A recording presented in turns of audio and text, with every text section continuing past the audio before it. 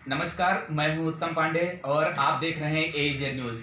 आज इसी क्रम में हम पहुंचे हैं समाजवादी पार्टी के जिला कार्यालय में और यहां हमारे साथ मौजूद हैं अयाज खां जी, जो कि जिला अध्यक्ष हैं समाजवादी पार्टी के। आइए इनसे हम जानकारी लेते हैं कि इनके कार्यकाल में, ये 2 साल से जिला अध्यक्ष हैं, इनके कार्यकाल में कैसी नीतियां रही पार्टी की और कैसा जनता का सहयोग मिला इनको, सारी जानकारी इनसे लेते हैं। जिला अध्यक्ष जी, बताइए कि 2 साल से आप जिला अध्यक्ष हैं, जो आपके यहाँ पर कार्यकर्ता हैं उनसे क्या रुझान मिला, उनके बीच आप गए, उनकी क्या सोच है?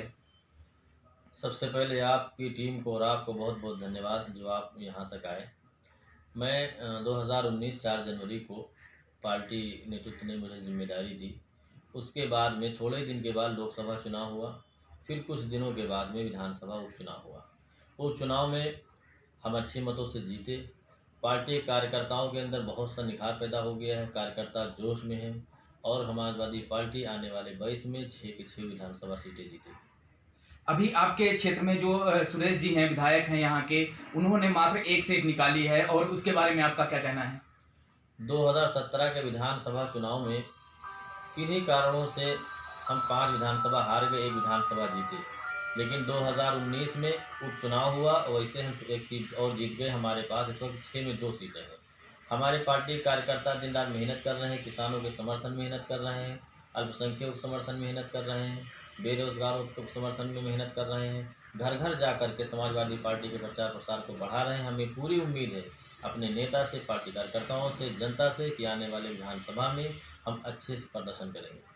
एक जानकारी हम और आपसे जानकारी चाह रहे हैं, जो आपके जिले के पूरे लोग हैं और इस समय किसान आंदोलन बड़े जोरों पर चल रहा है और आपकी पार्टी जो है वो समर्थन भी कर रही है, तो उसके बारे में आपका क्या कहना है? पार्टी नेतृत्व ने हमारे जनपद के अंदर हमें ये निर्देश दिए हैं कि पार्टी कार्यकर्ता बूथ स्तर पे, गांव स्तर पे, ब्लॉक स्तर पे, तहसील स्तर पे, जिला मुख्यालय में किसानों का समर्थन करे, घर घर जाए, किसानों के घर जाए। पार्टी के तमाम कार्यकर्ता नेता जनता तक पहुंच रहे हैं, सीधे संवाद कर रहे हैं, चौपाल के माध्यम से, गोष्ठी के माध्यम से। आपने देखा, इससे पहले हम लोगों ने जिला मुख्यालय किया, फिर तहसील काम किया, फिर शांतिपूर्वक धरना प्रदर्शन का काम किया। ये सरकार हमको कोई प्रदर्शन करने नहीं देना चाहती है। जैसे हम लोग निकलते हैं, कहीं बैठते हैं घरों के अंदर, हमें हाउस अरेस्ट कर दिया जाता है, हमारे नेताओं को हाउस अरेस्ट कर दिया जाता है। हम सरकार से मांग करते हैं कि आपने कहा था कि किसानों की आय दुगनी करेंगे। हम उनसे पूछते हैं ये दुगनी आय कब किसानों की होगी? किसानों के पास में जो पैसा था वो भी छीनने का आप काम किए हैं। हम आपसे उम्मीद करते हैं और आपसे रिक्वेस्ट करते हैं कि ये जो तीनों बिल हैं इसको निरस्त करके जो किसान बॉर्डर पे डटे हुए हैं उनको जो अच्छा मैसेज दें। एक बात और, जैसे मान लो ये तीनों बिल हैं, ये तीनों बिल किसान वापसी की मांग कर रहे हैं और जो सरकार है वो अपने उस पे अड़ी हुई है कि मैं अब ये तीनों बिल वापस नहीं होंगे, तो इसके बारे में क्या कहना है? कहीं ना कहीं सरकार जो है वो किसानों के प्रति संवेदनशील नहीं, या किसानों की बात मानना नहीं चाहती, या किसानों को धोखा देना चाहती है, उसके बारे में आपका क्या कहना है? सरकार अपना अड़ियल रवैया अपनाए हुए है। सरकार नशे में चूर है। जनता ने जो जनादेश दिया है उसको वो जो है गलत तरीके से बना रही है। हालांकि उनके पास में जो सांसद हैं, सांसद भवन के अंदर समर्थन करके बिल पास करा लेते हैं। ज़रूरी नहीं कि वो जो सांसद हैं वो अच्छा प्रयास कर रहे हों। हो सकता है कि जनता जो बैठी हुई है वो अच्छी हो, लेकिन ये सरकार किसी की भी नहीं सुनती। इससे पहले आपने देखा एनआरसी का मामला आया, उसके बाद में आपने देखा किसानों वाला मामला है, उसके बाद में बेरोजगारों शिक्षकों का मामला आया। किसी भी मुद्दे पे ये सरकार बात नहीं करती है, ये सिर्फ सरकार अपना आदेश सुनाती है और इसी सरकार जनता इसे हिसाब से उखाड़ फेंकेगी, इसने सोचा भी नहीं होगा। 2022 में विधानसभा चुनाव आप इसे देख रहे हैं। अब इस समय एक और जो यहाँ पर है, जो धान खरीद चल रही है, यहाँ पर किसानों की ट्रालियां लगी हुई हैं और जो ट्रालियां लगी हुई हैं उनको कहीं ना कहीं तौला नहीं जा रहा है, तौल नहीं हो रही है। उसके उसके समक्ष अगर सरकार को हम छोड़ दें तो समाजवादी पार्टी उन किसानों के प्रति क्या कर रही है? समाजवादी पार्टी के नेता और कार्यकर्ता जो धान तौल केंद्र हैं उन तौल के माध्यम से वहाँ पे जाती है, बात करती है, लेकिन वहाँ पे सेटिंग चल रही है। वहाँ पे जो धन्ना सेठ है उनका धान तौला जा रहा है, वहाँ पे जो बीजेपी के कुछ लोग हैं, नेता हैं, उनके लोगों का धान तौला जा रहा है।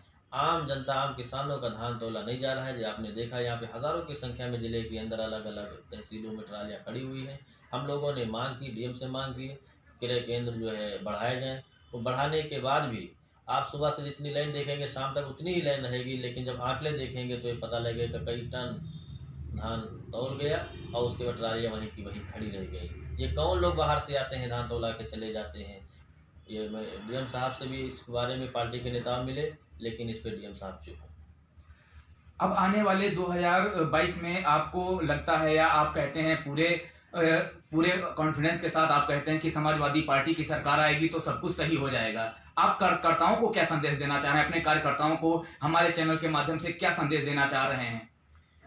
हम कार्यकर्ताओं से बराबर उनके संपर्क में हैं। हमारी मासिक बैठक होती है, पार्टी का जो दिशा निर्देश होता है उन कार्यकर्ताओं को बताया जाता है। फिर भी हम कार्यकर्ताओं से कहते हैं कि जो गरीब असहाय लोग हैं उनकी आप मदद करें, ज़्यादा से ज़्यादा क्षेत्र में निकलें और ज़्यादा से ज़्यादा उनकी मदद करें। और जो बीजेपी सरकार किसानों से लेकर अल्पसंख्यकों से नौजवानों गरीबों सबके हित में जो कार्य नहीं कर रही है उसको आप बताएं, जनता तक पहुंचाएं। हमें पूरी उम्मीद है कार्यकर्ता हमें पहुंचाएंगे और आने वाले विधानसभा चुनाव में हम अच्छा से अच्छा प्रदर्शन करेंगे। 6 में 6 जीतेंगे। बहुत बहुत धन्यवाद। हमारे साथ समाजवादी पार्टी के जिला अध्यक्ष जी थे हाफिज अयाज खां जी। इनसे हमने बात की, इन्होंने बताया कि सरकार की नीतियां कैसी हैं, सरकार की सोच कैसी है जो किसानों के प्रति है। हमने किसान आंदोलन पर भी बात की, सारा जवाब बखूबी से इन्होंने दिया।